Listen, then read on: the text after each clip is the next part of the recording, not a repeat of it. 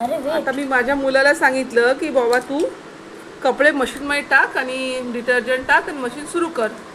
ठीक आहे. आता हे आमच्याकडे नेहमीच असतं. आता याने ही लेगोची केली आहे गाडी सुरू आणि आता त्या गाडीवर तू ती बकेट नेणार आहे. म्हणजे तो ती बकेट उचलू शकतो पण तू गाडीवरच नेतो जनरली. तर हे आमच्या घरातलं आमचं हे पॅरेंटिंग स्टाईल आहे. आमच्याकडे असंच चालू असतं. आमच्याकडे सगळी कामं ही साधारणपणे न रागवताच असतात.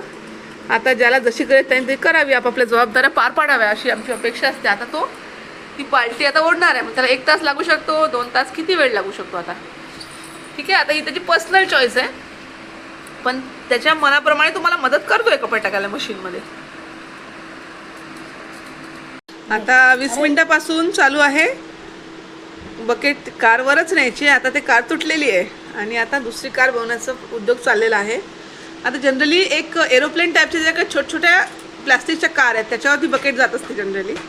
पण आज त्यांनी प्लॅन बदललेला आहे आणि तो प्लॅन बऱ्यापैकी चालूच आहे. म्हणजे आता ती बकेट मशीनमध्ये कधी जाईल आता मी हे काही सांगू शकत नाही. आणि आता त्याला स्वतःलाही प्रश्न पडला आहे, बाबू नेऊन टाकणं उचलून, उचलून नेऊन टाकणं, जाऊ दे ना. एखाद्या दिवशी नाही नेली गाडीवर तर काय फरक पडते. How does it matter.